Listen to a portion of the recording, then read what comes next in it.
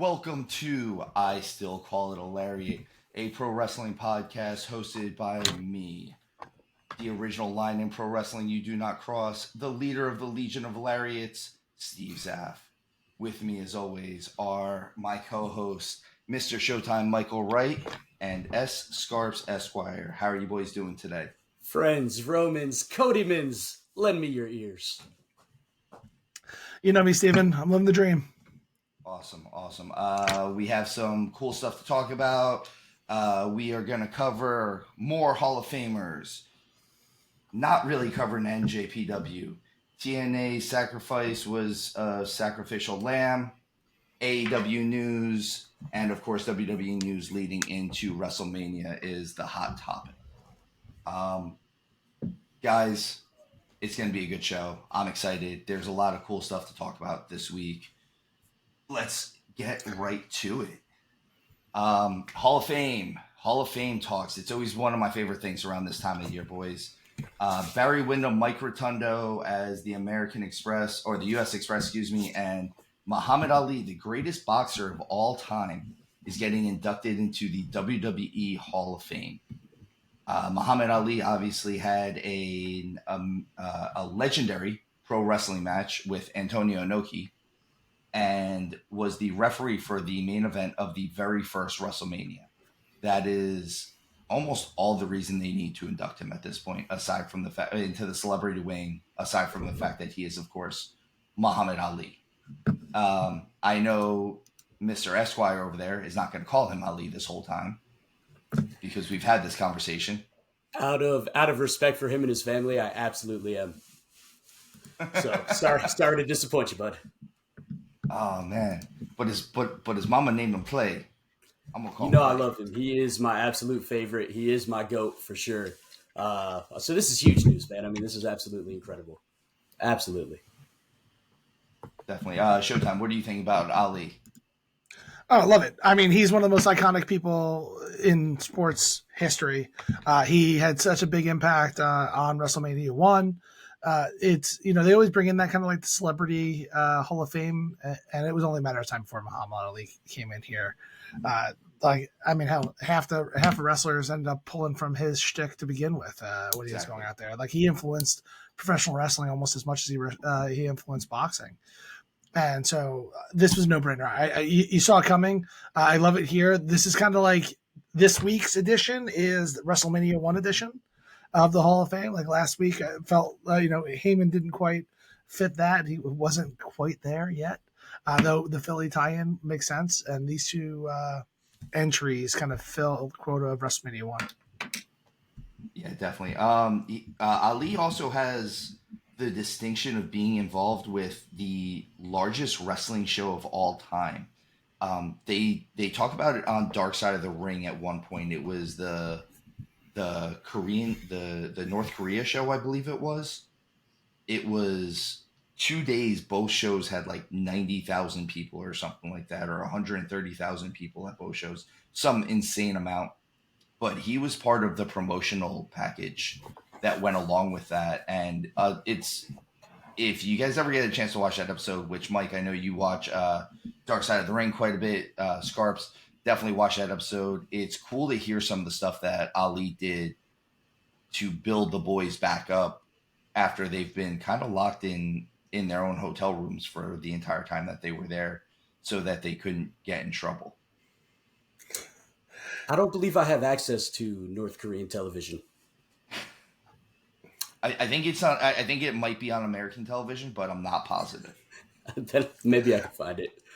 Well, in the main event, of the North Korean version of it, the Exalted Leader actually won the world title. It was weird. Yes, it's very, very weird. Let's see. We have Barry Windham and Mike Rotunda going into the Hall of Fame. I think these are two very deserving guys. Showtime, I think this harps back onto something you had said last week, that it's going to be harder for guys to get into the Hall of Fame. I think bringing them in as a team is their way of making it a little easier, same way they did with Harlem Heat. Wyndham is already in as part of the Horsemen. Got to do the symbol. Rotundo, is most famous to WWE fans and national fans in general for being IRS, Irwin R. Shyster. That would Or be how that would be how I know him then for sure. yeah, definitely. Or as Roddy Piper would call him, Irwin. Or if you listen to the announcers, a lot of times he's Rotunda. Rotunda.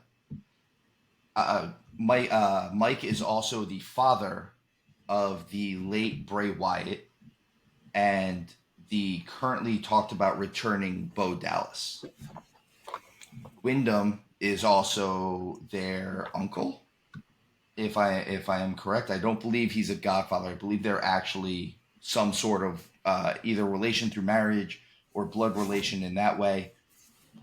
But that is how Bray Wyatt got his actual name. His real name is Wyndham Rotunda, Yeah. and that was how that went about it. Both of these guys are generational talents in the sense that Barry is a second generation wrestler. His father being one of the original Blackjacks, Blackjack Mulligan, I believe, because he's not related to Blackjack Lanza. They are, all three of these guys, hugely deserving of this. Like I said, I love the Hall of Fame every year. I like seeing who's going to get their flowers. And these are three guys that I absolutely think shaped and influenced the business. Barry Windham's one of those guys who he does how smooth he was in the ring kind of reminds me a lot of Randy Orton. Sorry. He's a bigger dude who was able to do stuff very smoothly and just without trying. And that reminds me a lot of how Orton moves in the ring. Yeah, he has a good title, a good run with Lex Luger as well, when they win the NWA tag team titles at the original Clash of the Champions. Like, I feel like he was literally everywhere back in the day. But for the U.S. Express, these guys are two-time WWE champions in a time where it was hard to win titles, like where they didn't really change hands all that much. They were the PWI Insider ranked them in the top 50 of the top 100 tag teams of all times. And they were the NWA US tag team champions from the Florida version. So those were just some of their accolades that they have, kind of bringing them in, since WWE doesn't just look at their footprint on in the WWE ring. They kind of, it has expanded through some of the NWA stuff, some of the WCW stuff. So these guys, they really do. They have the accolades to be here. They're both amazing workers. They've had a huge impact on WWE in general, and congratulations. Well, it's amazing to see recognition well deserved too. So that's an awesome aspect. I also like that WWE is focusing more on that footprint, that it's not just what they did for the WWE now. I think this is their attempt at, even though everyone already looks at this as the one and only Hall of Fame for pro wrestling, this is their way of proving, hey, we have the people in who did stuff other places too. We are the biggest and best Hall of Fame, even if there is not a physical Hall of Fame yet. So, guys, moving on. New Japan Pro Wrestling started their New Japan Cup tournament.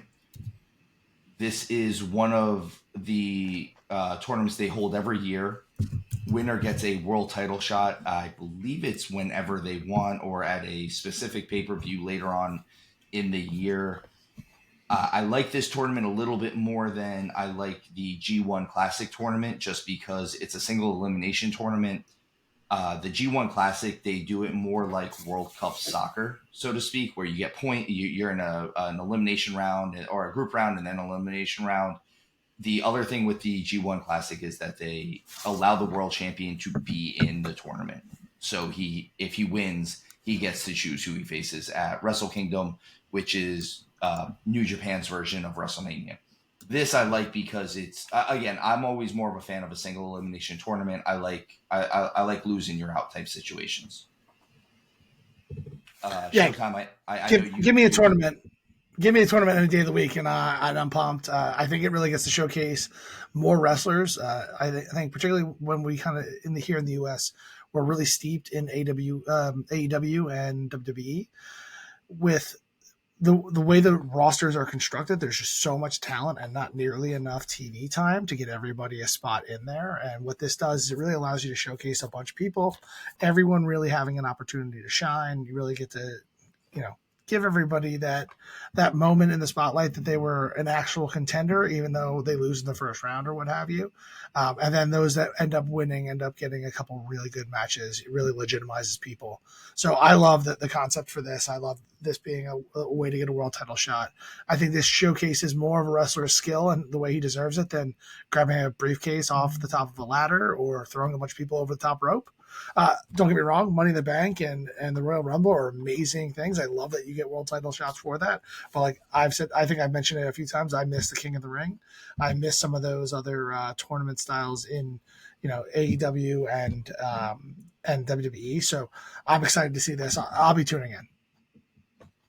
I also think this is a good chance for them to show how deep guys like Nick Nemeth and Riddle can go in that Japanese style, because Nemeth has never really worked it, and even Riddle has only slightly worked it. So it gives them a chance to really prove that they can work that Japanese style on a more regular basis. On to TNA Sacrifice. They had TNA Sacrifice was the pay-per-view this past weekend. Honestly, it felt a lot like a filler pay-per-view. There was some good stuff on there, nothing overly great, although they did have some title changes. Eddie Edwards and Brian Myers, who are both very, very well-traveled wrestlers, won the tag team titles. Brian Myers is probably someone that I think Showtime would get into. And honestly, Scarps too, if nothing else, because of his nickname. He's the most professional wrestler. So that's the perfect nickname, bro. 100%. Yeah, I knew it. I knew you'd be in, if anything else. But I will tell you what I think is hysterical. You want to talk about sacrifice. I think the fact that you, Steve, have sacrificed comfort for style with that T-shirt, because you look like you're wearing a barber cape right now.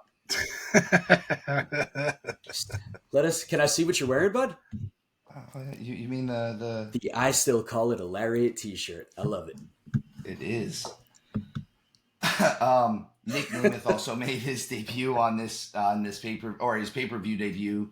He wrestled Steve Macklin. I am a huge fan of Steve Macklin, and I thought this was a great match for Nick Nemeth to really show his skills. Again, I think all around this pay-per-view was good. I think this is one of those. Again, this was a filler pay-per-view. They put it out there.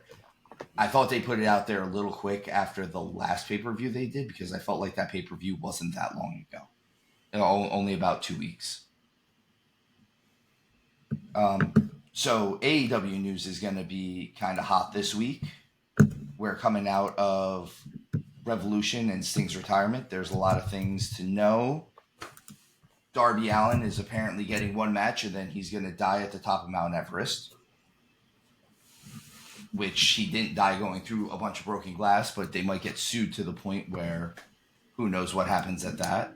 That is quite a possibility. Yeah. Apparently some fans got cut, and they're not taking liability for it. Yeah, but I mean, how could you, man? You assume that risk when you go and sit front row at an event like this. I would imagine. I mean, if we were sitting front row and we end up getting hurt a little bit, we kind of asked for it. I don't know about that. I get where you're coming from. I think I completely understand your Scarps. It's rare that glass shards are flying through the arena. That's not a normal type gimmick that we see a lot. Sure, some crazy thing happens where a ladder falls in the crowd or a wrestler falls over the barricade. You know that you might catch an elbow here and there, but actual shrapnel is not something that you typically expect. You know, you're a huge organization. You bring these people together. I think you have to kind of protect your fans and own up when things happen. Accidents happen. You have insurance for a reason, I would assume. So, I don't know what all the backstage stuff is, but like you got to take care of your fans. Also, let's face it, these guys didn't sign up for the front row of a Gallagher show. They're not expecting to get hit with watermelon.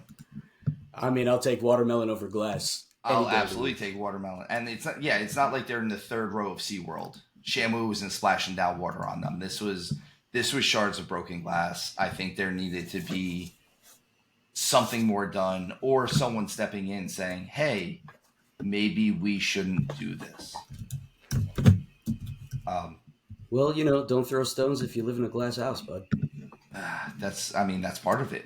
And Glass there it houses is. sink ships or something. I don't know. Yeah, I don't know, dude. Does a bear wear a funny hat? Something I don't know. um, Coming out of the pay per view, though, obviously Sting and Darby Allin are not going to be the tag team champions anymore. Darby had said in his promo that he could always just go get another tag team partner and keep defending the titles, but there is no one else like Sting on the planet. And I do agree with that. I agree that you can't replace Sting.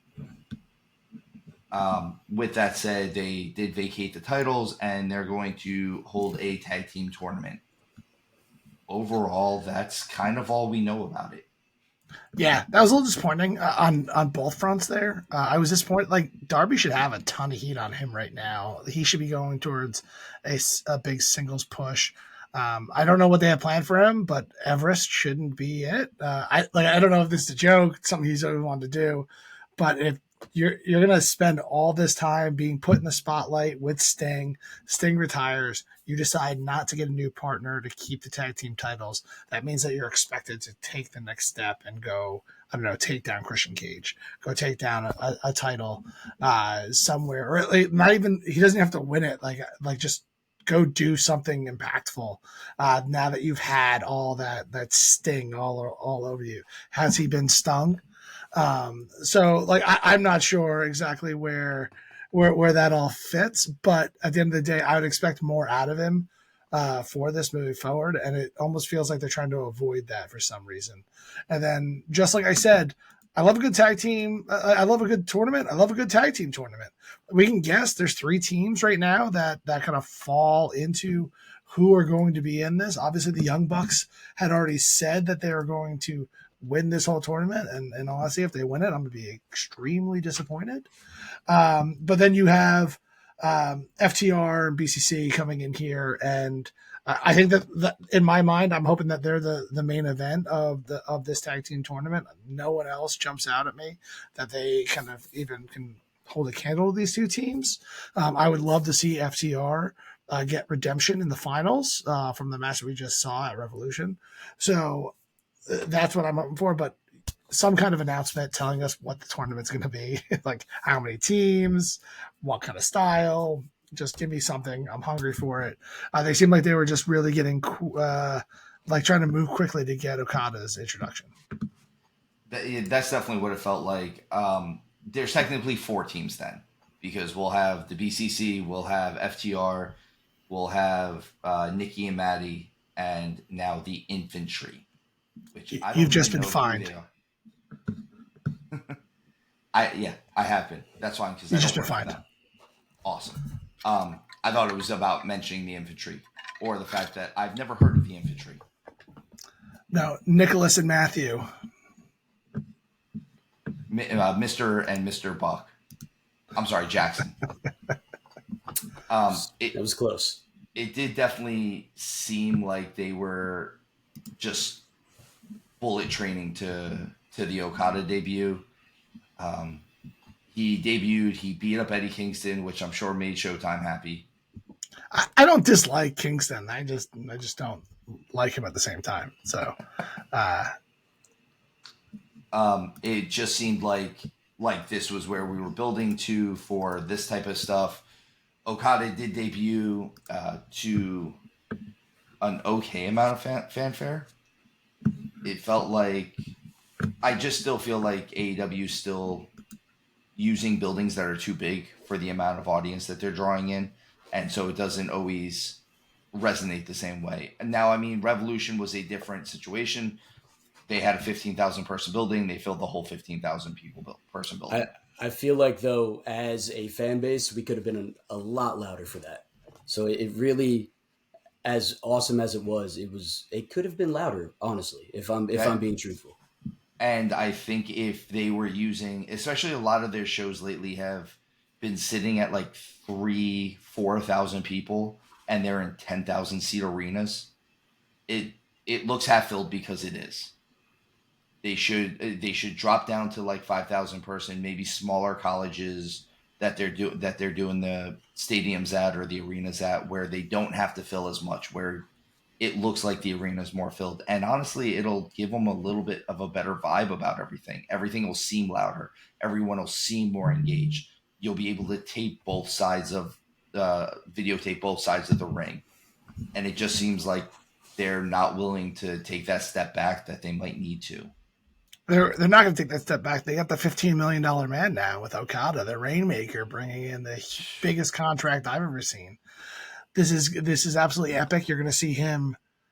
I mean, they're gonna center the whole show around him, right? Like you don't give somebody that kind of money without expecting big things out of him. And I think that the first thing you're going to end up seeing is him versus Omega, bringing that feud back to life to the U.S. With Omega's firing. If Omega can come back, let's not forget he came back not that long ago off of some at least minor surgeries, but there were several surgeries. And a lot of people thought he came back early. Now he's dealing with diverticulitis. That is a situation that Oof. can be very, very serious. And regardless of how I feel about anyone in the pro wrestling business, diverticulitis is a serious, serious thing. It takes sometimes years to get a handle on it. And it's one of those things where I understand the amount of pain, or I understand when he said he was in pain for so long and they caught it as early as they did is the best thing, because I've had family members that have had diverticulitis. It feels like someone is literally stabbing you in the lower part of the stomach with a knife. I told him to stay out of the ocean, but he didn't listen. The When you look at this, I think he's coming back. I'll make that prediction here, where because they fired him, right? That whole segment was around not wanting to get rid of Hangman and suspend him because he's his friend, but he did beat up 3 referees or 2 referees during the pay per view. And then you are firing Omega because he hasn't been showing up to any of his dates because he's sick and the entire world knows he's sick, not because he's a turd that they are kind of setting him up to be.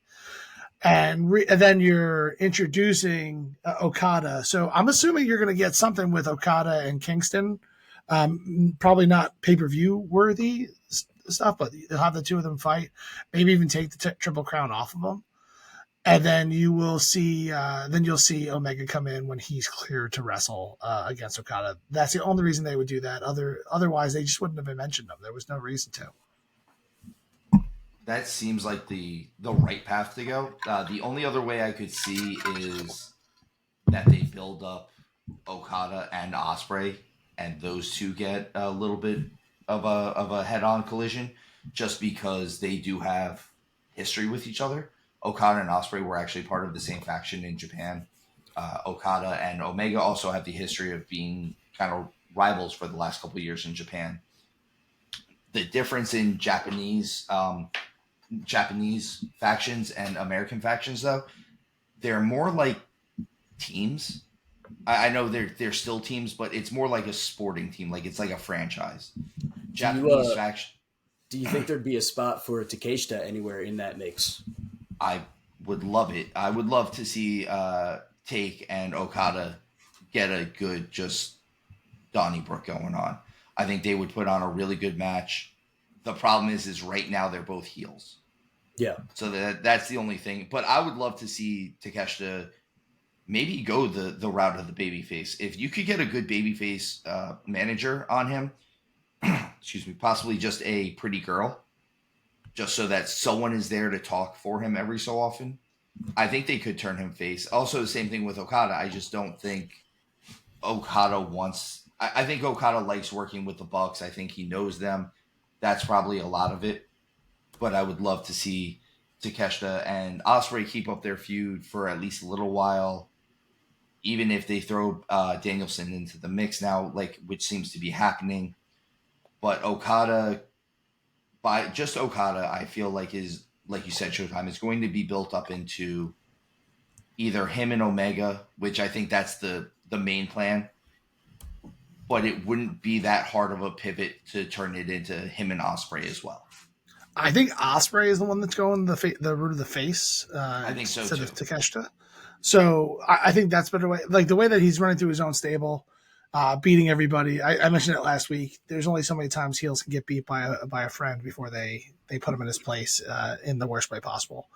So I could see that, but I don't think. I think that's going to be the long play here, like long term booking would be something along those lines. I think both of these guys are going to be pushed to the moon eventually. And right now, I think that they're giving them their starts. Right, it looks very clearly that Osprey is going to be going with Danielson.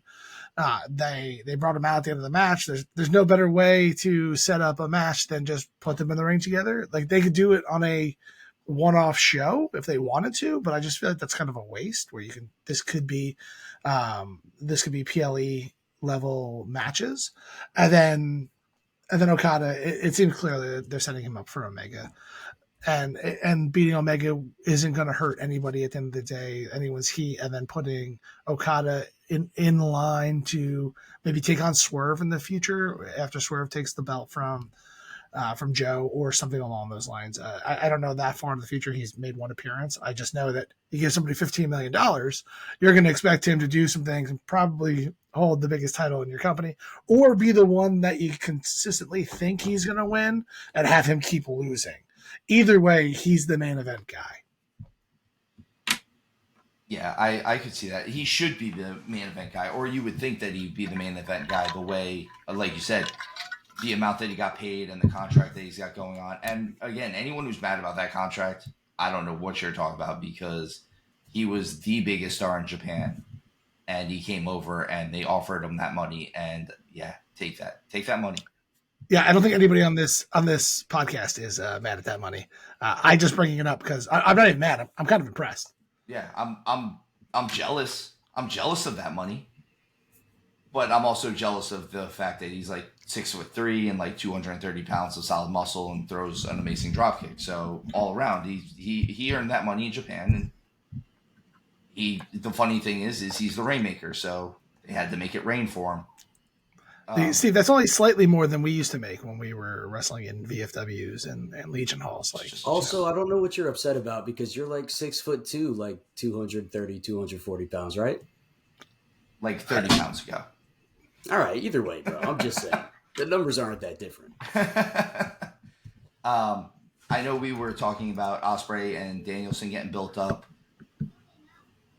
I could see this still being a one-off match, which I think that is going to kill it. Unfortunately, I think Danielson is becoming the guy that he's just going to be a gatekeeper from now on. I think, which almost ruins this being his last year in the business. Like, you just know he's not going to get a title. He should get a title just to throw everyone off. Or they're going to give him the Sting treatment, where at the point where you don't think he's going to get a title, they're going to give him a title. Osprey though is looks good. The couple matches that he's had for AEW looks really good. Top form, bro. Absolutely. Yeah. I mean we all loved his match. We all really liked his match at Revolution. I know Showtime wasn't as hot on it as me and Scarps were, but he didn't dislike it either. It was just a matter of we know that spot matches aren't always what we're in on. Yeah, no, it was an absolute amazing match. It just you lose me when someone should be in traction mid match. So those are the kind of the reasons why I was a little bit less big on that. But I think that with some seasoning, some other things, he'll be the main eventer for a very long time. I can't wait to see where he goes. I think him and Danielson is a good way for him to get that seasoning too. I think that's a good talent for him to get pulled back a little bit. Like I always say, reel him in a little bit where he's kind of he's a little all over the place, and I think this will give him a little bit more of a base, a little bit more of an opportunity to kind of ground his wrestling a little bit. what else do we have for the AEW show? Swerve and Joe and Wardlow. So Joe choked out Swerve with pretty much just Wardlow watching on. Um, I know me and Showtime have talked about this before, that we feel like Wardlow's just kind of there. He's a big guy. He's a good looking guy. I don't believe him as a world title contender yet. I think I think at one point I would have bought it at this point in his career that he was a world title contender. The problem is all these times that they kept taking him off television and putting him back on television and taking him off television and putting him back on television, he loses a lot of steam that way. And Wardlow is one of their few very, very organic homegrown talents that got over just purely by being over. And then they took him off television for basically no reason. He wasn't hurt. There was no reason to do it. And if they had just let him keep doing what he was doing and getting better matches and getting better, the point that he's at in his career right now, I believe that he could beat Joe for the world title. But now if you put it on him, I'm gonna almost be upset about it. Like I get the fact that it would be a surprise. Or in this case, I'll steal the pun for you, Scarps, a swerve, if you will. But it just doesn't seem like he's there. Like there's no reason for him to be there, basically, other than to let Swerve have an excuse to, oh, I never get a singles match. Oh, I never get to wrestle you for the world title by myself. Every time that we're in the ring together for a tag team or something like that, I pin you, but I can't get a singles match against you. Which I think that's going to be the feud for the summer, I guess, the spring into the summer months. And they'll probably build up for Swerve versus Joe as a singles match at Wembley for All Out. Or All In, rather. Excuse me. But Showtime, what are you thinking on this one? I mean, that was what I said last week. That's exactly my prediction. I think you're going to get a bunch of extra people in this for no reason at all. Until finally you get Swerve versus Joe, and that's when Swerve takes the title from Joe. I think Joe's going to keep winning the title. He's going to keep beating the lesser of the trio. So it's still going over strong, still being a great champion, still doing all the things that he needs to do. But at the end of the day, Swerve will take it away once they get a one-on-one match. Eventually, that'll happen, I think. Yeah, I think Swerve will take it eventually. He's just so over right now. It's hard to not give him the title. I'm surprised. I actually think it's hard to not to give him the title pretty much right now.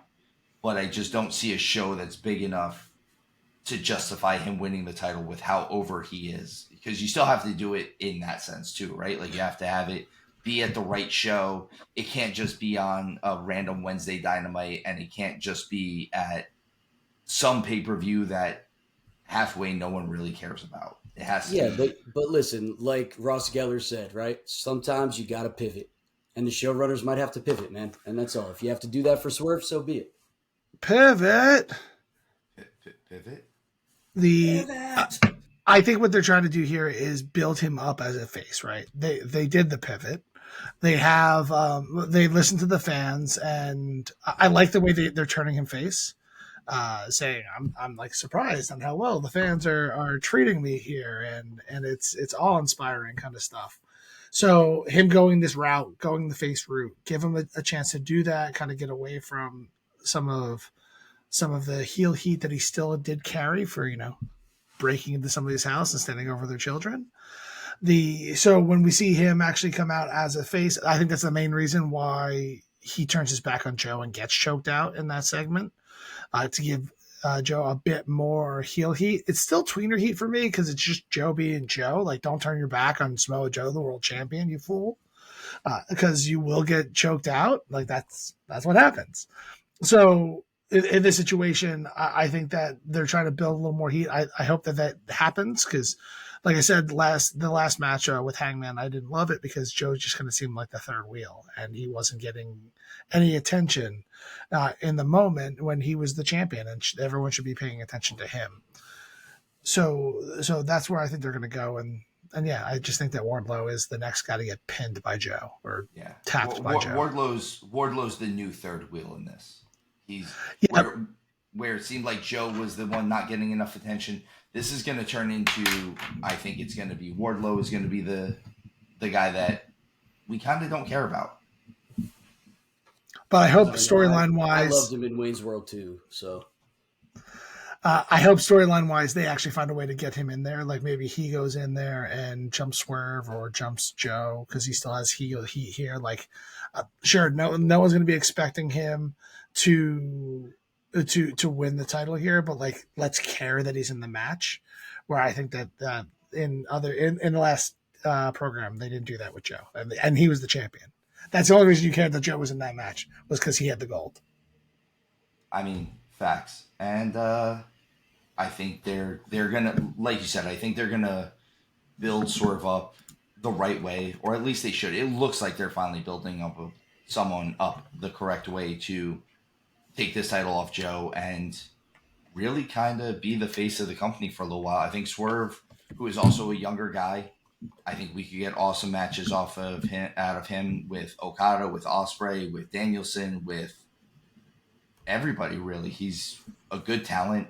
He cuts a good promo.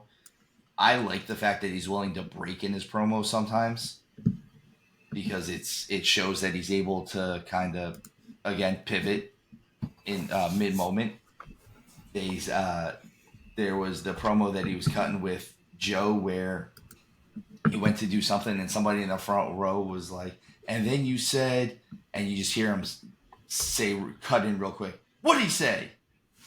And he breaks Swerve. He just has to recoup himself. And I was like, I kind of like that. I like that he's the more human of the guys right now. It gives you something to hold on to. When you see these guys having fun, that excites me as well, right? So Yeah, that's what's happening here is Swerve is starting to have fun with what's going on here. He doesn't have to be so damn serious all the time. exactly. So, guys, we're talking about one Samoan champion named Joe. Let's talk about a different Samoan champion named Joe. SmackDown in the Bloodline, guys. SmackDown in the Bloodline. Roman Reigns. Seems like the only storyline that we need to even worry about on SmackDown anymore is the Bloodline. They're giving us 40-minute segments now just on the regular.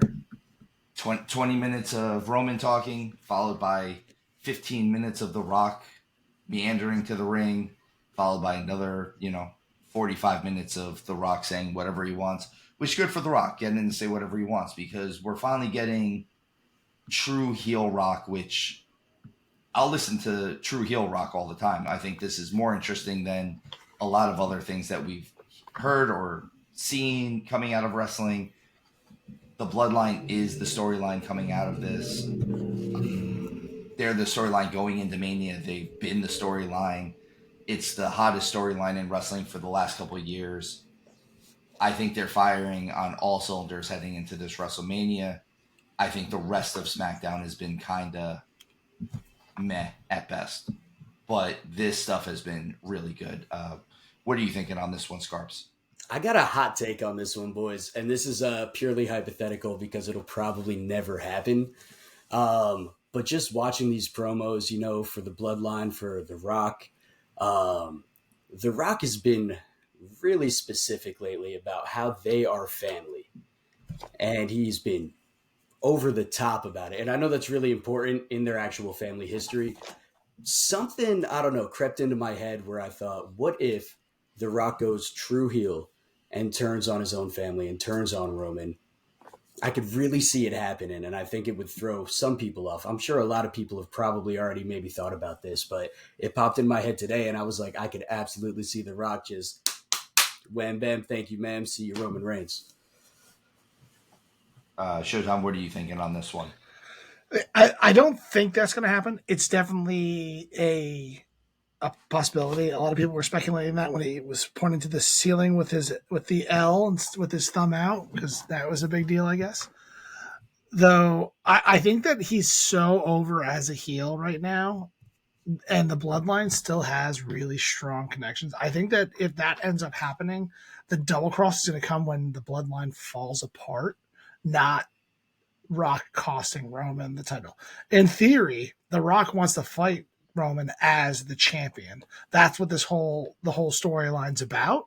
And then for him to screw Roman at the last second, it feels a little disjointed from me. And I think that this storyline specifically is firing on all cylinders. And to make a kind of mistake like that, I don't think really makes sense. Though I think Scarps, it's absolutely brilliant in the sense that no one is really expecting it. There was speculation around it, and I'm starting to hear more and more people growing with the thought of Rollins actually screwing Cody rather than The Rock screwing Reigns, and Yeah, I that's can kind of see where the that for shift sure. has gone in the Nice. speculation world. But if they do it right, I'm in. I'll pop for it. And The Rock going so over the top, how long can he protect his brand as a entertainer, not just as a wrestler, while calling entire stadiums meth heads? Yeah. I don't know, but if anyone could do it, it's obviously him. But Steven, this this segment absolutely killed me. While they were talking, it was the best stuff on TV. It was amazing, but I just had to sit through 20 minutes of people making their way to the ring. That really just killed everything else. Like, do we really need to build that much anticipation? It's a 5-minute walk down for Reigns, a 5-minute walk down for The Rock, and now Rollins and Rhodes are coming out of the crowd. I like a lot of the stuff that they're doing there, but just speed it up. Let's get to the point. Let's get to the promo where everyone wants to listen to The Rock talk.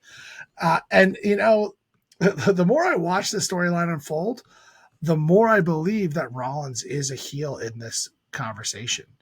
He's over with the fans and whatnot, but we'll talk about it a little bit more with the Raw stuff, what happens between him and McIntyre, the way he's addressing The Rock very brashly. He's not a baby face. Like, he might technically be a good guy, be on the right side of history in this, if you'd say, but at the same time, like, he's being quite a douche in the whole situation, and he's inserting himself in a storyline that has nothing to do with him, and it really doesn't, like, if you take a step back, it really doesn't make any sense why he's doing all this in the first place. He doesn't have a history with Cody. We got to take down the bloodline for what? So Judgment Day could be the best faction in WWE. Like, what's his motivation here, minus the fact that they're just the best? I know the Bloodlines had run-ins with everybody. Everyone has heat with them, and that's what happens when you're so dominant for so long. But at the end of the day, I don't know. I don't trust Rollins. He's suspect. You just don't trust him because he's trying to do something altruistic. That doesn't vibe with you. No, because he's the most selfish wrestler in WWE. Exactly. His character goes right. I'll do nice things for no reason, but Rollins doesn't. That's also true. I mean, he is the architect. I think there's a very good chance that he still double crosses Cody. I also think that there could be a chance that, to go on what Scarp said, with The Rock double crossing Roman, if it were to happen at Mania, I think it has to come off of if they don't have Rollins double cross Cody. It needs to be a situation where, well, everyone's banned from ringside. There is no bloodline there, but I mean, The Rock even spoke about how much respect he has for Cody's dad, right? As everybody does. Everyone does. But I mean, just to hear the things he was saying, man, I don't know why in my head I was like, this could be classic Attitude Era Rock. Well, and that's what we're getting. We're finally getting him firing on all cylinders. He's not doing cheesy Rock promos like he's been doing. And don't get me wrong, all that stuff that he used to do, it was over. It was huge. But a lot of it comes in because he's The Rock. Like, we're happy to see him, but also he wasn't there for the most part. I think the respect game is coming from all sides, right? Yeah. Cody's talking about how much he idolized The Rock in the past and how great a champion Roman has been. The Rock is doing the same thing. They're all kind of cutting the same jokes at each other's expense. Rock, are you allowed to make that thing? Cody, you're going to let Rollins accept this for you? Well, obviously Rollins and Cody had talked about that beforehand to say that they accepted it. So he didn't technically accept it for him. I don't know. They're just playing a little bit of that banter back and forth, which I see the parody of it all. Though actually you want to do a double swerve is that the Rock double crosses Roman and then Rollins saves Roman. That would be a nice little double swerve in the main event. Never saw that coming, right? So I don't know. This segment, this storyline is great, but can we just get to the ring faster? Like, if they would have gotten to the ring faster, maybe we could have finished the segment, because we just kind of ended with Cody slapping the Rock, and very well should have slapped him. But at the end of the day, we could have saw some aftermath or just anything, and then just go to dark. So the rumor has it that they were supposed to go over and Fox turned them down. No, that's cool. You could have saved yourself 5 minutes of a nice little brawl. Or, like, how about we use the 15, 30 security guards to break that up that have been all over the show the entire time and yet weren't anywhere close to the ring when the promo happened? Like, where were these goons? They were on their mandatory union lunch break. Yeah, it just doesn't make any sense. I don't know. Like, let's not just end with Cody slapping the Rock, because obviously the Rock would have taken offense to that and rock bottomed him immediately. Yeah, and it was unless there's someone to stop him. Well, and it was weird because the Rock is the one who told Roman to stand down after he slapped him. Like, if you look, Rock's the one who puts his hand up to hold him down, and I think this is a situation of, I'm going to agree with Scarps on this one. If the Rock is going to double cross him, it's going to be that he just full on takes over the bloodline in the middle of this whole thing, especially if they do the whole thing where Rollins doesn't double cross Cody. If they do it where the Rock is not really allowed at ringside because the bloodline isn't allowed at ringside, like, it's going to be a one-on-one match, but it's always supposed to be a one-on-one match. They're never supposed to be there. So not having Solo supposed to be there, does that really change anything? Like, unless... Well, he's always there, right? The reason why he lost last time was he was there. And he got kicked out and then came back. And he was still there. And he was still there. So being able to guarantee that they won't be there would be great. Though there's one really easy way to solve that problem of keeping people out of the ring. Cage match. Exactly. Like, let's just throw a cage up there and then let Cody win a good one there. So, but yeah, and then the rest of this show was just kind of a waste to me. Like, it was, we got Logan Paul coming back, which was cool. I don't understand why Austin Theory is just a complete jobber now. But what a difference a year makes. Going from U.S. champion, Money in the Bank winner, U.S. champion, beating Cena, even though we've talked about this, I think Cena should have put him over a little bit better. And then to being just a lackey, getting just completely dominated by Orton and Kevin Owens. I don't understand what's going on with Waller and Theory. They're taking all the heat out of him in this situation. I think it's a shame. I wouldn't say I'm the biggest Austin Theory fan. I'm not crying from that more space, more TV time. But at the same time, I don't understand why they're burying him so hard right now. Just take him off TV. Like, if that's what it is. If you don't want him, get rid of him. Well, he should be everything that they look for, right? Like, he's young, he's in shape, he's athletic. He cuts an okay promo, if not a good promo. I mean, you don't want to do anything with him. At least send him back down to NXT for right now and figure out something with him there. Put him in the in the NXT title picture and get him back over like you did with Baron Corbin. Exactly. Like, just give him something. I'm not quite sure what's going on there. It seems like SmackDown just isn't doing much of anything, which it's funny because for the longest time, SmackDown was actually the better show. Like, you got more wrestling out of it. Yeah, there wasn't really much in this show in general. I'm nervous about Tiffany Stratton right now. I love how over she is. I think that she's a great new person coming into the organization. I think they might be pushing her too quickly, and I don't want that. Like, really, like, the fans hate nothing more than a fast push, And I just don't want to see her fall flat in her face because I see the talent. Let's get her a little bit more seasoning. But she's going over some people really quickly, really cleanly in fast matches.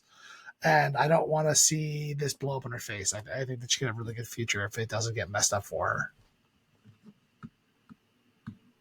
I think, given her physical dimensions, there's no chance of her falling flat on her face, Michael. I mean, I guess that's fair. So SmackDown overall, aside from the Bloodline stuff, kind of a wash. Raw, I thought was good though. Raw kept me intrigued for the majority of everything that they were doing. I know we wanted to see. I kind of wanted to see both Sammy and Gable get in on this one, but I am happy enough to see Sammy be involved in this one. He just seemed like the right choice by the end of it, and maybe give Gable the chance to take him down at a different pay-per-view, or if they're going to keep build him up to Money in the Bank or actual tag titles. Now that it seems like they might split up the tag titles, they're doing a lot of stuff right now. They have a lot of moving pieces, and Steven. Man, were you not even paying attention to the three-way match that they have set up for Mania here? So Sammy won. He went over really big. I get that. But if you actually watch that match, he doesn't pin Chad Gable. If you look at the pin, Gable's on his head. His shoulders aren't touching the match. And with instant replay and everything else that you have in sports these days, I would not be surprised if they come in, look, the referee made a mistake. I didn't get pinned. My shoulders were not touching the mat. The guy that is an Olympic caliber wrestler will know about having shoulder on the mat. I don't see him complaining about it, but I almost kind of see other people complaining about it for him, or just him doing anything he can to get that chance to go against Gunther because of the whole, it means more to him. It's different for him, kind of the storyline. I also watched a lot of the stuff for the interviews that they had with the guys afterwards, after they got eliminated. And every single one of them kind of cut a heel promo. So it could be a situation, and I've said this for a while about Ricochet. Ricochet's demeanor is that of a heel. It's just the fact that he does so many flips and stuff that it's hard for him to be anything other than a babyface, especially when you're kind of a smaller guy. But like, when you listen to him talk and he actually takes himself seriously with his promos, he's kind of a heel. I kind of don't like him. So it's I absolutely hated this match for what it was. I think the match itself, for a gauntlet match, let me take a step back. For a gauntlet match, I thought it was a really good gauntlet match. I thought everyone had their moment to shine. I think it was really fun and entertaining. I liked the match in its own right. For it to be a number one contendership match for a title, you really put the first two guys in there at a disadvantage. The first two guys that get in there, in this instance, it's Ricochet and JD. You have those two guys going in there, and they put on a pretty good match. Actually, JD was going. I think I like the way they showcased him a bit too. Like, he had some good heat in that match, but clearly both of them were not going to make it to the next spot. I was actually really relieved that Sammy wasn't one of those first two guys, because I was like, oh no, surprise, Sammy's in the beginning and he's going to win the whole thing, because that's believable. But you do like him going over on three guys and getting kind of squashed in the middle of that. Really gave him the heat to say, okay, it's believable. He's tough enough. He has the drive. He won't quit against Gunther. So, like, I get the storytelling in that aspect of things, but I'd be upset any of the first three guys going into this being like, I got screwed out of the draw in this match, like, rather than just putting together a tournament where we all kind of wrestled against each other. I don't know, even with everyone that's involved in this, I don't want Gunther to lose the title to any of these guys. Doesn't it seem like there's not the caliber guy to go up against Gunther? Like, shouldn't it be like Strowman or Orton? I know like, Strowman's hurt. Honestly, the guy that I could see, and if they do it in the next few months, it still, I don't think would be that quick, is Breakker. Yes, give me Braun Breaker. I'm so excited about that. But I think it's too. I think it's too quick. Again, to go back to the Tiffy time stuff. There's nothing that fans hate more than pushing somebody too quickly, except for pushing a second generation wrestler too quickly. Every time they do that, it absolutely ruins them, and it takes so much time for them to break through. They have to be especially epic in order to get over that hump, or they end up doing rounds and they're kind of a jobber for the first couple of years, and then they come back 10 years later to finish their story. So like that's why I'm a little hesitant to get him in that picture this year. Next year is where I would see it, and particularly if it's still with Gunter, because he's like, I'm the last person to pin you. Yeah, that's why I'm saying like months from now. I'm thinking if you keep building Braun Breaker up, even till past SummerSlam, Survivor Series, Royal Rumble, that time period would be a cool time period. Mike, I'm gonna bring it back to one of your favorite wrestlers right now, and that's gonna be R-Truth, who is also the reason, as we said before the show, that Scarps can't see John Cena, and that's because he's turned into R-Truth. That's what happened. I saw that. I saw the 5-knuckle shuffle. I saw the FU, or the attitude adjustment. You know, I don't know. Like, it just kind of seems. I've never seen them in the same place at the same time, even though they've wrestled each other in the past. Then arguably that would make me Batman. And Bruce, as I've said before, I believe. How do you insure the Batmobile? Keeps me up at night, bro. Believe me. Because I mean, either you're committing insurance fraud one way or another, right? I'm not Batman. I'm not Batman. I'm not Batman. All around, I thought the match with Truth and Damian Priest. I was going to call him Martinez because that's his real name. Sorry, we were talking about him beforehand. I thought it was good. I thought it was exactly what I thought I would get out of the two of them. The only thing is they were who they thought we were. Yeah, this was the only men's singles match on the whole card, right? Like on the entire night of Raw. This was it. This was what we got. With no gimmick at least. And I think we could have gotten one or two more in there, maybe. Yeah, the first women's tag team match just didn't do much for me. I hope that they take that storyline somewhere. It just was kind of flat with everything else going on. Women's tag team match would be great. That was the Maxine Dupree match, right? It was the first one. Correct. Where now we're bringing in the fact that fans are mad that she didn't sell a move.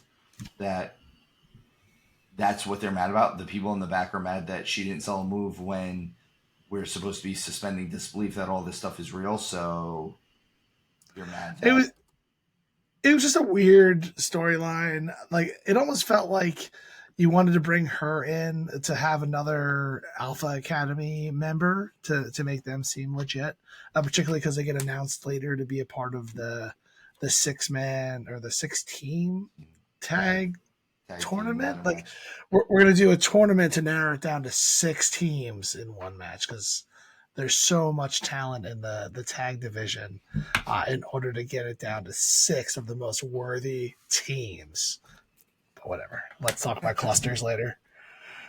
So yeah, that one kind of fell short. But I will say, out of everything, like kind of bearing the lead here, I think, or not bearing, well, actually bearing the lead.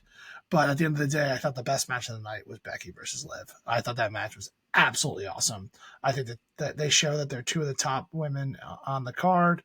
That was better than most matches I've seen. I feel like every match I see nowadays is either screwed at the end.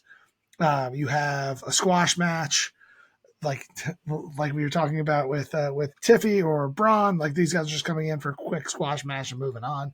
These two left it all out there. I thought there was some really good heat between the two of them. I liked the layer of respect. The whole time that they were wrestling, I was kind of asking myself, like, where the hell is Rhea? Like she's the champion, and it seems like this is all Becky's story. Like I want more mommy. And then she came out, which was a nice little surprise. So then I got a little bit more of that. I want to see her face in this more. I want to see her laughing at Becky the entire time, watching her get beat down, so then she can ultimately beat her at Mania. So that's kind of, that's the storyline I like building up to, and I thought this match was absolutely awesome. I'm gonna need that soundbite, by the way, because Michael wants more mommy. Mommy. Scarps, I know you had some points on this match. I know you brought up a little bit. We talk about a lot on different rules and things like that, and you had brought up the refs in this one. So let's hear what you got on this one, bud. So the match in general, man, I thought was really good. They're both phenomenal wrestlers. They bring a lot of action, high pace. It was intense. I did, however, feel that at one point I really thought Becky got pinned. I don't know the exact time of the match. I know we had spoken about it a bit earlier, so if you guys can elaborate, because you know the moment I'm talking about. But I really thought there was a 3 count and the match continued. So there was a point, Liv hits a sunset flip powerbomb onto the outside of the ring, and when she rolls Becky back into the ring, the ref gives 1, gives 2, and you can literally see him pull his hand back up for the 3 count. It didn't look like Becky wasn't going to kick out, but it did add a little bit of doubt on what the ref was doing. I all around liked the match. I really liked the match. I definitely think it was the best match of the night. I have little tidbits that again, this might just be me. Yeah, you do. I don't like Liv. Thanks, buddy. Thanks.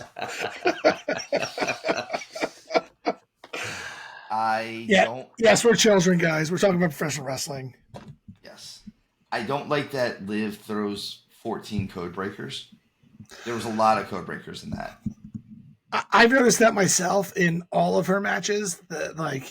The front, the back, code breakers left and right, it's like different variations of it, and it's not like with Roderick Strong where he's the messiah of the backbreaker. Like you can't be the messiah of the code breaker. It's just constantly like it's all the same move, and you're just doing it over and over again. The other thing, and again, I know you guys haven't seen as much of Liv as I have.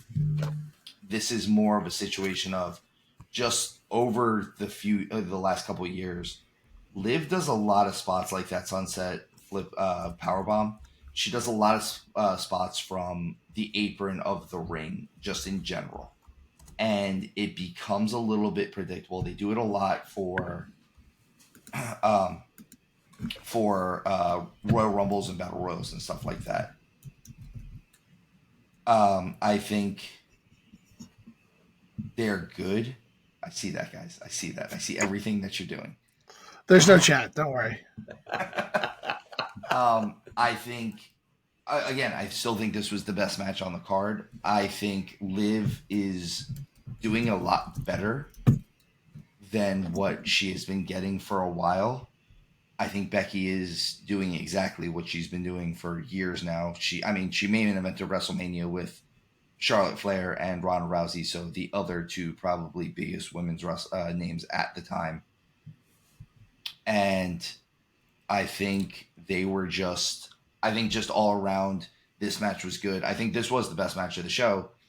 And again, I like Rhea Ripley coming out. I do love Rhea Ripley. I think she's the best women's wrestler on the planet right now.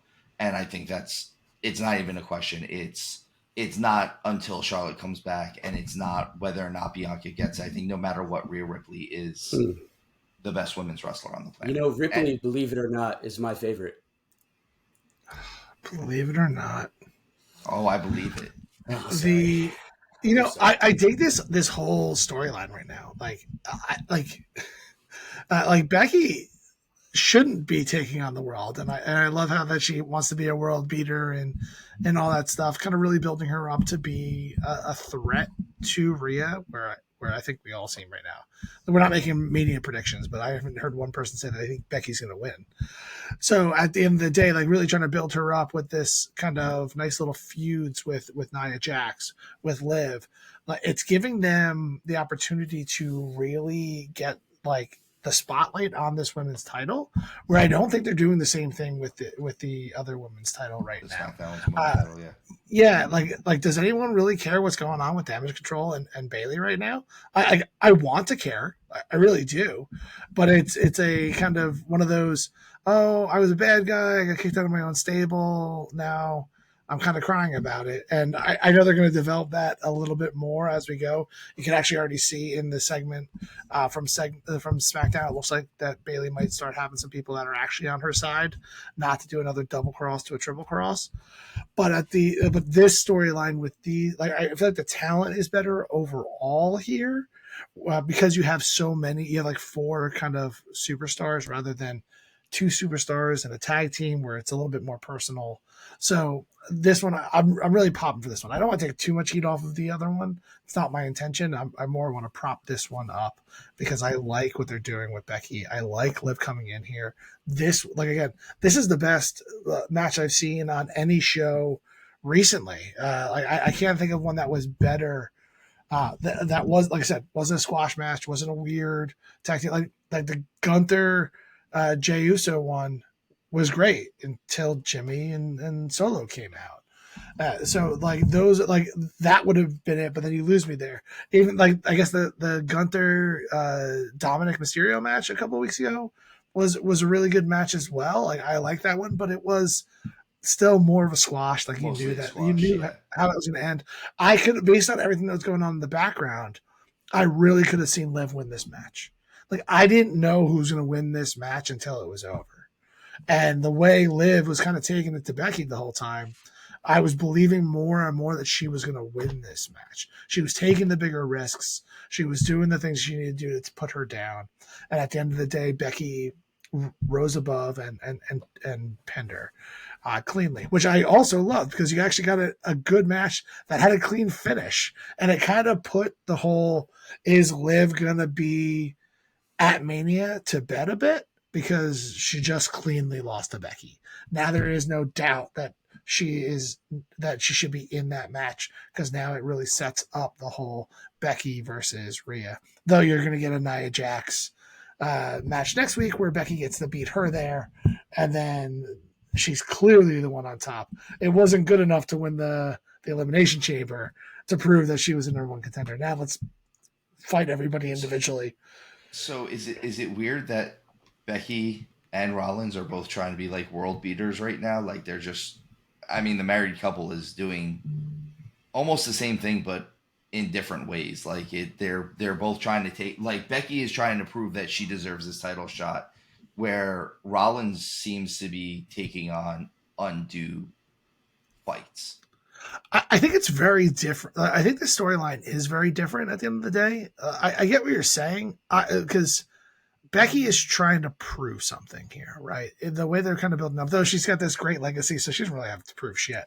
But at the end of the day, they're setting her up as, I need to prove something to myself, to the fans, to everybody, that she can go toe to toe with Rhea.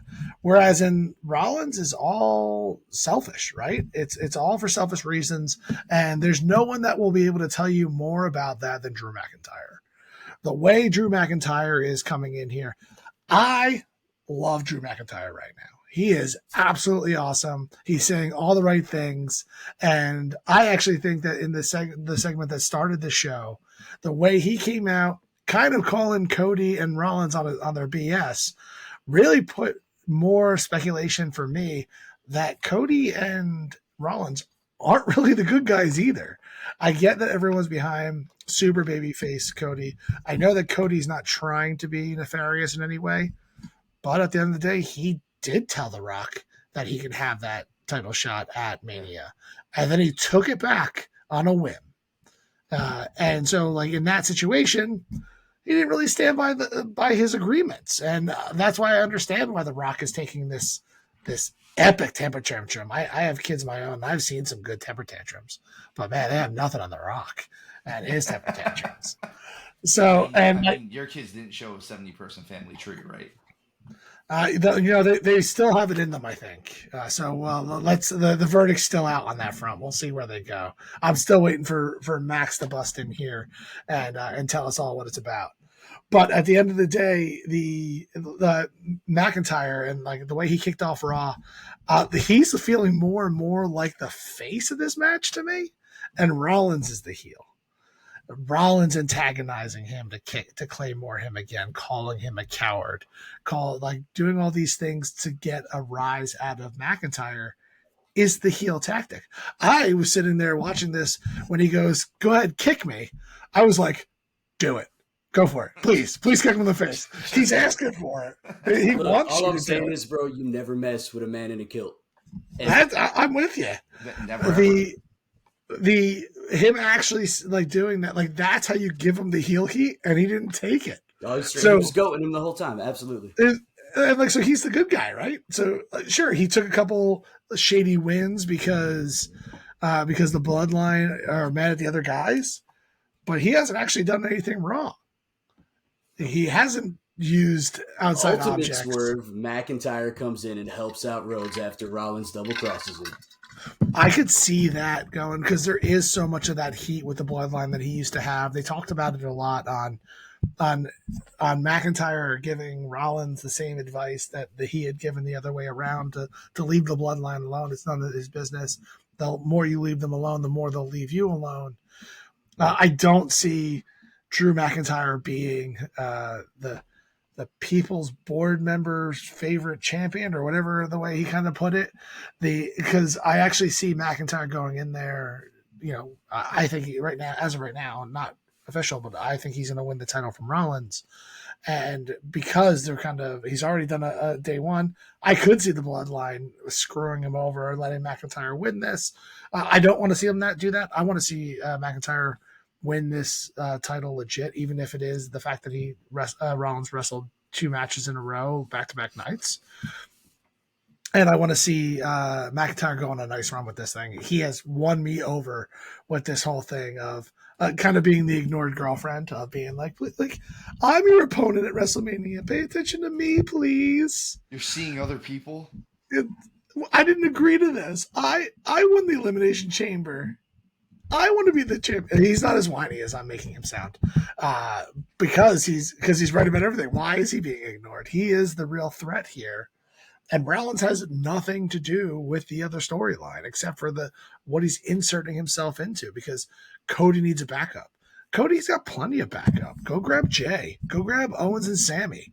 Go grab, there are so many people that can back him up. You know what? Go get R-Truth, because I will take more R-Truth any day of the week. Oh my God. I'm out. And we've come full circle. I'll do it anytime. So I had someone offer me. I have to read this for you guys because this is their take on this. It is absurd, but it's so absurd. It's so crazy. It just makes sense. It doesn't make any sense. But their swerve is that Cody is gonna actually get Jay to help him, and it's not going to be Cody because Cody's not allowed to finish his story or whatnot. So he's actually going to come out as Stardust. I think this is malarkey. I told said person I think this is malarkey. I also think that the one thing that they did bring up, and I actually agree with, is there's not enough kind of shenanigans in this WrestleMania right now. Most of this stuff is being pretty cut and dry, and I wouldn't mind a little bit. Some of these matches, they seem like they're going to be just okay. LA Knight versus AJ Styles. Okay, we know what we're getting with the ladder match.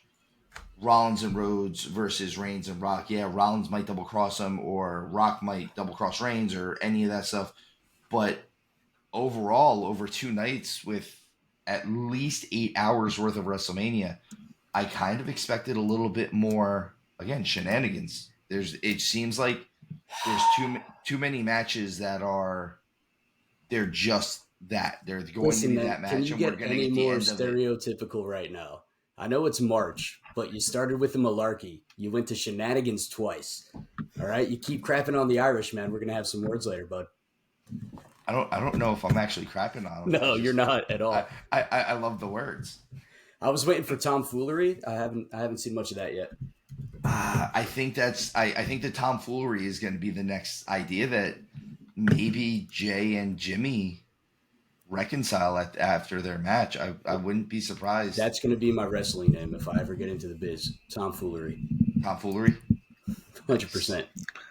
Nice. It's like Hugh Morris. Yes. I really enjoyed that one, dude. I will say, I've been on the bandwagon where I think Rollins is going to double cross Cody, and I think that happens at the tag match. And the idea that McIntyre comes down to save Cody is epic. Like talk about building heat for the next night. Having McIntyre coming in there, maybe throw a Claymore on the Rock. No one sees that coming, right? And it really pulls him out of that match, because I can see that whole match devolving into nothingness. Yeah, like I don't see how I don't want to see Cody and Rollins win that match. No. If Cody and Rollins win the tag team match night one, Rose is going to lose night two. And I'd bet money on it. Yeah, because we need him to really have to climb the mountain, right? Like he has to face everything. He has to, otherwise he doesn't come out as Rocky in Philadelphia. Yeah. The other outside interference that I kind of have a sneaking suspicion might happen, this is more of an outside thing, is that Jay rejoins the bloodline. That's what I was. That's where I was getting at with that. Yeah. I wouldn't be surprised if they open the show of night one with Jimmy and Jay, and they maybe even have a clean win. But what you don't realize is that Jay is coming out, and he's gonna come out later and screw Seth and Cody, or maybe just screw Seth at this point. You know, you find out that he has been a snake, and again, McIntyre's been right this whole time. Either way, there's a lot going on heading into WrestleMania. I'm very excited about all of it. Everything that's happening right now, if they just keep going the route that they're going, I think we're going to get a really, really good WrestleMania. Yeah, I'm pumped for it. So we have right now, based on what I'm looking at, so we know right now that night two is going to headline Rhodes and Reigns, most likely. You'll have McIntyre and Rollins. I actually wouldn't be surprised if that opens. I hate the idea of a world title opening night two of Mania, but like it's at that caliber where you kind of start and end with the world title matches, because you can't have the other world title match on night one because they have the tag match, right? Yeah. And then I'm assuming that you get Bayley and Sky on night two as well. I would think so. I think the way you kind of have it listed, I think you're gonna get Becky and Ripley. I don't think they're gonna main event. I think it's got. I don't either. Match, but I think they learned their lesson from Hogan Rock, that if they do Rollins Rhodes versus Reigns and Rock before Becky and Rhea Ripley, that match is going to fall really flat, and like everyone's going to be exhausted from all the stuff that happened beforehand, and they don't want to do that to that match. As much as I was like the other day, I was really gung ho with them having that be the main event, like have Rhea main event Mania 2 years in a row is like, what a great story, and what a way to put the faith in your woman's champion. I think that tag team match ends up being the main event. I think they even said it was the main event, right? Yeah. Didn't they confirm that? I think they've officially said that. Yeah. I think that you're looking at the other one that we know of right now is Gunther versus Sammy. So like that one, I'm assuming that that's going to be day 1, 2 at this point in time. I wouldn't be surprised if that. I think the Usos are gonna open night one, And I Oh, did think I say day two? I meant Gunther Sammy on day one. yeah, I think Gunther Sammy are going to be. I thought they might actually open with Gunther versus Sammy on day one, on night one. I don't think. After thinking about it, I think it's going to be the Usos are going to open on night one. I think that's the obvious choice for a good match that doesn't have too many stipulations to it. Yeah, and it'll be a great match. I think these two guys they're ballers. I'm really excited about this match. I want this match to have no outside interference. I know it's not going to happen. Solo will stick his nose in here somewhere, but I would love to see these guys just cleanly fight each other. We'll get 11 billion super kicks in the match, but at the end of the day, I think I'll be pretty happy with it. I think that I have all the faith in the world in these two guys. Yeah, I think we'll get a really good match out of that. I think in general, Mania is shaping up to be good. I think there's just a chance that, as much as I can't believe I'm saying this, I don't think there's enough shenanigans going on leading into this. Like, there's not enough of these matches that I'm looking at going, oh well, like someone might run down or someone like so and so has been left out of this. So I think I'd like to see a little bit more of maybe dissension amongst the ranks. But as of right now, the way the card is shaping up, I think that everything is shaping up to again be everything that I want WrestleMania 40 to be. They are trying to make it the biggest WrestleMania of all time. I think they're doing a very, very good job of it. I think the amount of star power that they've put in and managed to get. Again, I think by bringing in The Rock, even though I said that the first time Triple H takes over for a full Mania, that maybe you don't need to have past stars come in. I think this is. I think bringing in The Rock is an okay one. Yeah, I'm with you on that. I also think that the rest of this is just working out the right way. I think they have enough star power with the stars that they have, though, that coming out of Mania, The Rock is going to not be as much of a factor, or he doesn't have to be as much of a factor. He can be an on-screen personality without having to be a physical presence as far as being in the ring and things like that. Bro, who cares? It's The Rock. You feel me? I'm stoked. I think everybody's stoked. This is bringing me back. I know even though you guys are more critical and more looking toward the inner workings of everything, who cares, dude? This is going to be absolute electricity. It's going to be super fun. No doubt. Yeah, Plus, we're going to get Stallone. We know we're going to get Stallone. We've got to get he'll be Stallone. there. We have to. The other matches that we have kind of confirmed are LA Knight versus AJ Styles. I wouldn't be surprised if that opened one of the shows. I think it's going to be a killer match in general. You have Orton versus Paul. I think that's going to be a great match. We were talking earlier today. I absolutely love Orton. I'm glad that he's back. I think he might be fundamentally one of the best in ring minds and wrestlers out there. I don't know if I've ever been really all that upset of a match that he put on. Like, he has this suspension of disbelief. I could use less of him just banging on the mat, but I mean, showmanship is what it is. That's just because you're mad that he's still a Mickey James gimmick. I hated him when I was younger. That's how good of a heel he was. Yeah. I He absolutely was great. loathed him. And then we have the 6-team ladder match. I said earlier, I'll be less critical if they add an extra ring. I'd be really excited about that if I can get one set of tag titles in one ring, another set of tag titles in another ring. I doubt they do this. I'm not predicting that's what they're going to do, but I would love that just to open this up a little bit, because there's going to be a lot of bodies flying around with ladders. There's just so much opportunity for people to get hurt. The Kabuki Warriors are going to fight somebody for the tag team titles, I think. I don't know who that is. It'll probably be on the pre-show again. It might be. And then there's just going to be, you have to fill in, right? Because that is essentially, that's 11 matches out of potentially 15. So there's another 4 matches, give or take, that we haven't in there.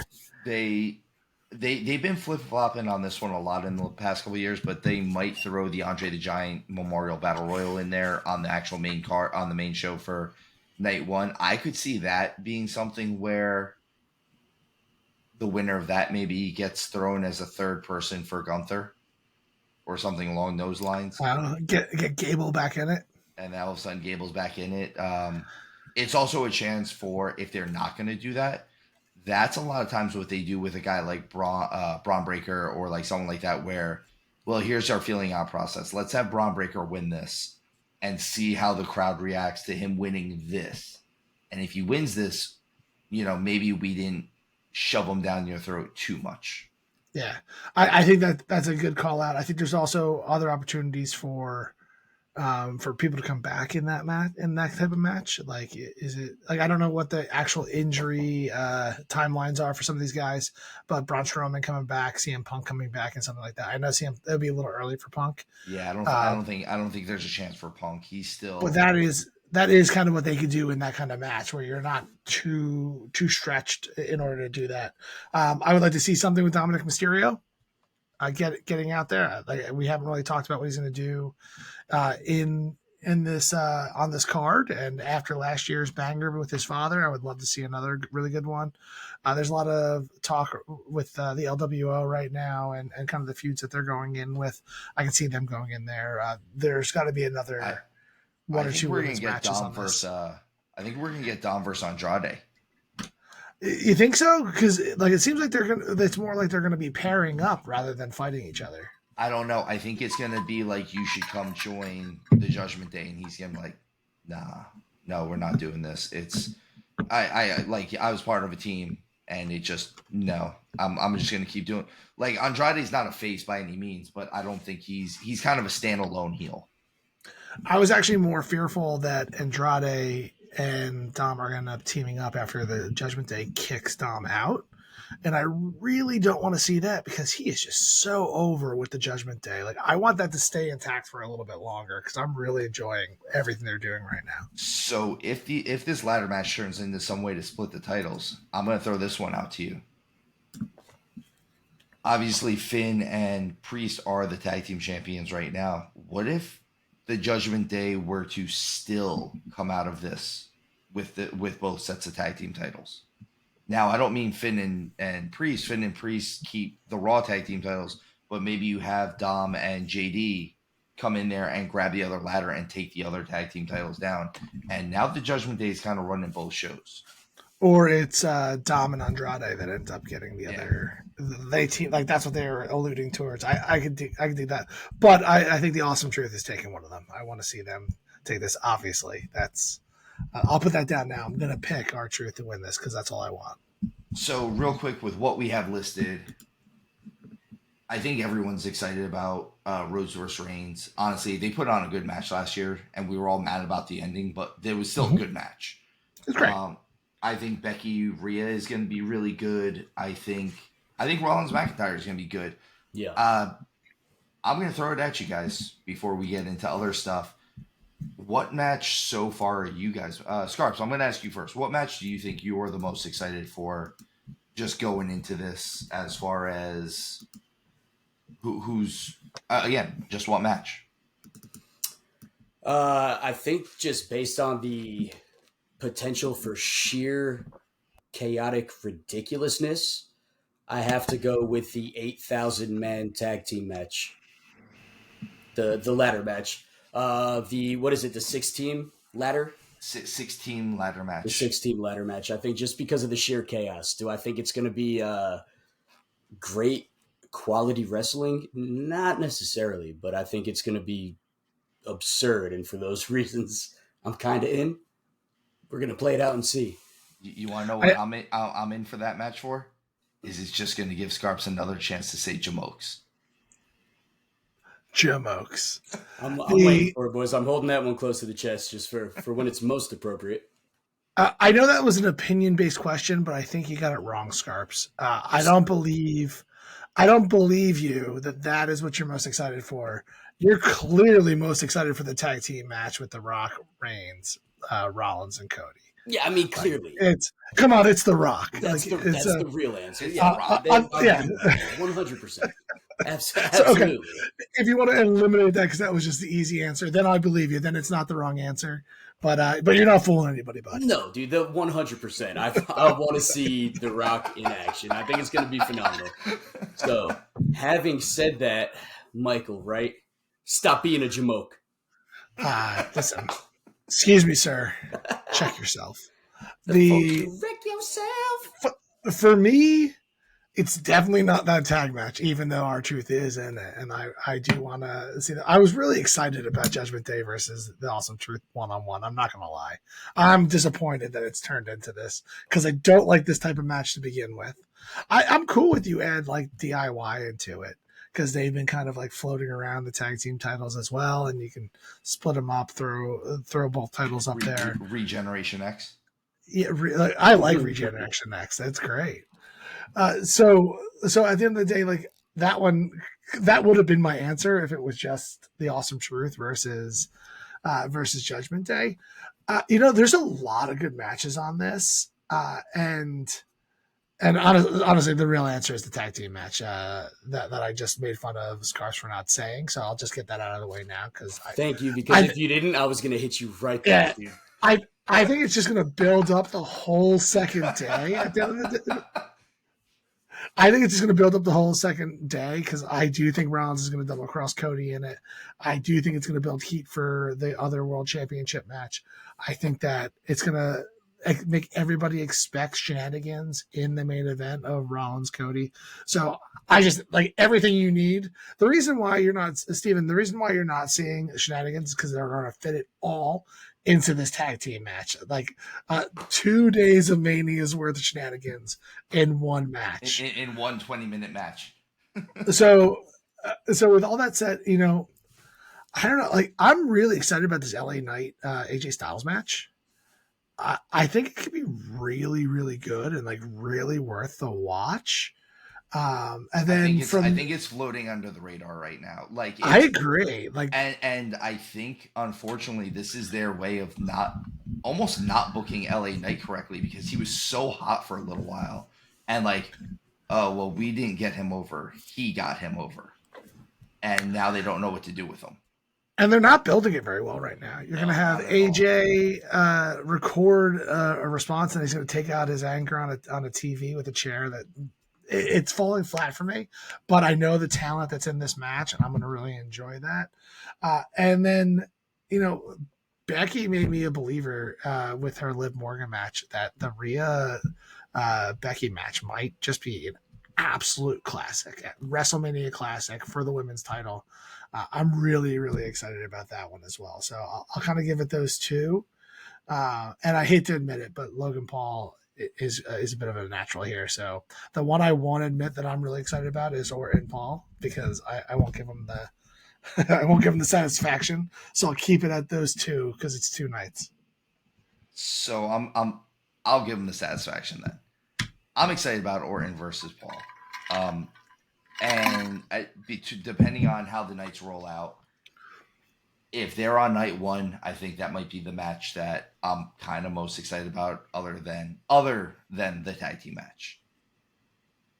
I think McIntyre and Rollins though. Otherwise, there's been a lot of really good work done for that build up, and I'm really, really excited to see what happens with McIntyre with that. I want to see where McIntyre comes out of at the end of this. I think those are my 2 right now. Who knows what happens in a week or 2?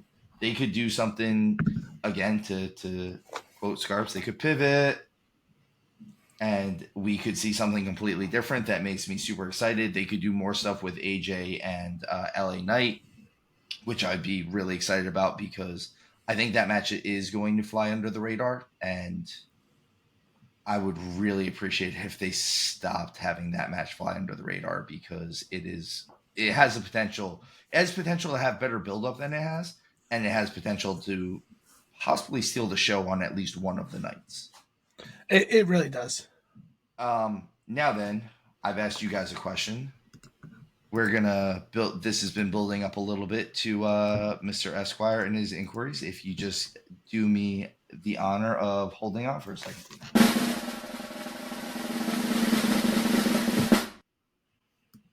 Mr. Esquire, what is your inquiry today?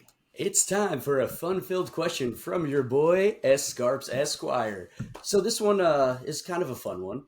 We have been watching wrestling for a long time. Some of us have actually wrestled, not being one of them. So from a fan standpoint, some of these moves seem to pack a huge payload. My question for you boys is, which moves, finishers or otherwise, do you think are both, let's say, look extremely devastating or are devastating, but are also practical? Michael, I'm going to let you field this one first because I want to hear what your answer is on this one. Cool. So my It doesn't favorite matter. I'm just kidding. it's cold blooded, man. You can't ask a question like that. And You're cold as ice, you dog. thank you. So my favorite move of all times was kind of showcased by Tully Blanchard, which is the slingshot suplex. I think it is the most practical move ever because like everyone throws a suplex, but just the idea of dropping someone's legs on the top rope to get that spring to take somebody down, I think it's an absolutely devastating move. It could be a finisher if done right. I thought of like other ways to do some of these. Like, could you do a slingshot fisherman suplex? I don't know. You wouldn't be able to do like a German off of it, but I feel like using the ropes to your advantage to make a move feel so much bigger and more impactful is really one of those things you're kind of talking about that like I don't understand why you don't always see a slingshot suplex. And I don't know if I've ever really seen anybody do it since Tully Blanchard. So that is kind of like the first one. And then the second one that seems the original Walls of Jericho, when he actually kneed on your head and like really had the full stretch of the crab, like once he moved over to like the normal kind of Boston crab feel, it ruined the move for me. Like even though like before that the crab move was fine, but that like I even kind of for me wrestling personally, I took inspiration for that where I used to do an elevated cloverleaf. I think it's so funny that you even said the Walls of Jericho because I was going to bring up the Boston Crab, and that's a move that I don't see as much anymore. But I know, I mean, we used to do it when we were messing around in the backyard, dude. It's a move. It's a move that works. Of course, and like and having that full stretch where you see the whole torso of the dude, you're kneeing on his head, Yeah. so it gets that little extra. I know that I think it may have been hurting some people, and I don't want to see anybody get really hurt, particularly for this. But it looked devastating, and like I said, like I was starting to say, I even took inspiration for that. I used to do an elevated cloverleaf where it's like the normal cloverleaf where I kind of knee on the head, and you get that full extension of the torso. There's zero situation there where I believe that person's not in agonizing pain, right? Like he is being as someone fully who's stressed. taken this move from Showtime, yeah, no, it hurts. It does. It hurts a lot. It's fine. It's why I had to do a nip up Hurricane Rana just to get out of it. Nice. So those are my two that I gave you a non-finisher and a finisher I like for it. So to build off of our overall love of suplexes, I guess, because it seems like all three of us like suplexes. Absolutely. My first one, which seems to not be a finisher, though it probably could be, or it was at one point, is a superplex. I feel like if you're lifting someone 15 feet in the air and dropping them on their back or their head or the back of their neck, it's pretty devastating. I think that's one of those moves that I don't think gets sold as much as it should, and maybe is just as detrimental to the guy doing the move. I'm trying to think. There was I want to say it was like the late 80s, that era of wrestling. I feel like there was a superstar that did the superplex all the time. Orton's father, Bob Orton Jr. did the superplex as a finisher. And Barry Windham, actually, now that we're where we're in, Barry Windham used to do a superplex and then float over from it. Nice. And that would be how he'd win a match. Like it very similar to how Tully was doing the slingshot and then the float over. So it's one of those. The other one I'm gonna say, what does Hook call it now? He calls it the red rum. I'm always gonna call it the Kasha Hashamasha Mashame, otherwise known as the Taz mission. This is an actual judo submission. It's a bit of a chicken wing with a crossface choke. That's a real move. Like that's a thing, and it's really done in competitions to try to end it or tap somebody out in real life. So moves like that, I always think are kind of practical and devastating looking. I refrain from saying just a normal rear naked choke or whatever Joe calls it now, but I had to look up the name of the actual move because I was curious. The kata hajime. yeah, I think there's an extra syllable in there that we're not saying. It's like kata hashim katame or something like that. It's No, like it's like three. It's the kata hajime. It's Yeah. 3 words. I mean, I'm sure I'm saying it wrong, but that's. I think you know what it is I haven't heard someone say the actual name for it in so long that I don't remember how to say it. And the only way me and Mr. Showtime have ever said it has been Kasha Hashamasha Mashame. Kame Hame. Yeah, it's a Kamehameha. Oh, rip. Rest in peace to Toriyama, huh? Yeah, that I was hoping you'd give him a little props because enough of us. He's influenced enough of us. What an absolute legend. The other move, I'll just throw one more move out there that I just don't think gets used enough because like people do throw suplexes around all the time and like no one uses the Northern Lights anymore. I do think I saw somebody throw one the other day. They did it Revolution. At Revolution, right? Hook through a Northern Light suplex, and I remember looking at Scarps while we were there, going, "Well, Showtime will be happy." Yeah, I was. I couldn't remember where I had seen it, and obviously it was the one match that was a complete shit show. So not surprised that I couldn't remember which one it was. But like that could end matches easily, and I just no one really throws it, and it's never really been in the forefront. I know it's a tough move to throw and like keep that big bridge, but at the same time, I think it's just a cool move. I pop for it every time. Scarps, you got any answers for your own question, or No, it's my question segment, so you guys have to answer them. Fair enough. All right, boys. Well, this has been a great show. I think we covered a lot of stuff. Real quick, anyone who's been listening to us, following us, any of that, I really want to show appreciation and gratitude that you are giving us as much support as you have been. If you are listening to us, but you are not following us, but you're enjoying the show, please hit that follow button. It does not cost you anything extra. I promise you, it will help us more than anything else you can do is just hit that little follow button or that little subscription button on YouTube. Other than that, we have a new email for any inquiries or questions or just to shout out. It's going to be info@stillariat.com. Please, all of our social media accounts will be listed in the info for the podcast. Thank you, everyone, for listening. Guys, have fun, make money. Let's get out of here. Peace out, yo. Thank you all.